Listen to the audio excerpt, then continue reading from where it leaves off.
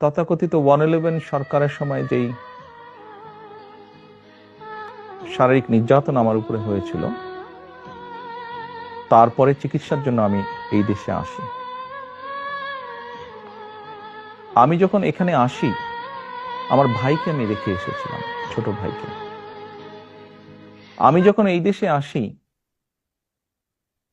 আমার সুস্থ মাকে আমি রেখে এসেছিলাম।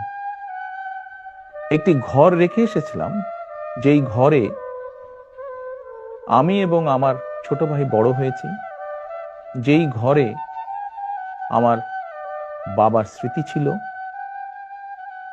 যেই ঘরে আমাদের দুই ভাইয়ের সন্তানরা জন্মগ্রহণ করেছিল,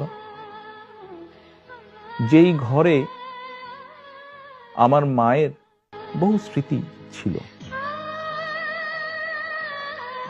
সেই স্মৃতিগুলোকে ভেঙে চুরে ধুলায় মিশিয়ে দেওয়া হয়েছে। যে ভাইকে আমি রেখে এসেছিলাম, সেই ভাই এখন আর নেই।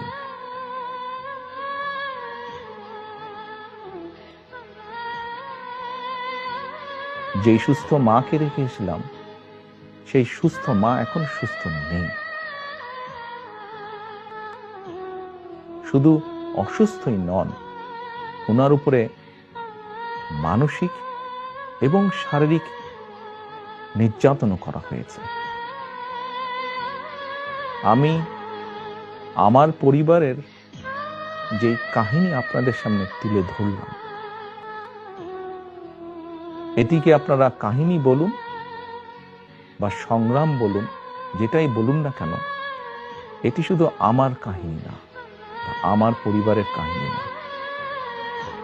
এরকম কাহিনী বাংলাদেশের শত না, হাজার হাজার পরিবারের, বা যেই পরিবারের বাবা, যেই পরিবারের ভাই, যে পরিবারের স্বামী, তার ঘরবাড়ি ধ্বংস করে দেওয়া হয়েছে, হ্যান্ডকাফ পরা অবস্থায় হাসপাতালের বারান্দায় মারা গিয়েছে, তা না হলে হ্যান্ডকাফ পরা অবস্থায় জেলের ভিতরে মারা গিয়েছে, সহায় সম্পত্তি ধ্বংস করে দেওয়া হয়েছে। এই সকল অন্যায়, এই সকল হত্যা, এই সকল নির্যাতনের জন্য যারা দায়ী, যারা এসবের হুকুম দিয়েছে, তাদের প্রত্যেকের বিচার হতে হবে। এটি প্রতিশোধের কোনো বিষয় নয়, এটি ন্যায়ের কথা, এটি আইনের কথা। অন্যায় হলে তার বিচার হতে হয়। কার সম্পর্কে কি মনোভাব সেটি গুরুত্বপূর্ণ নয়।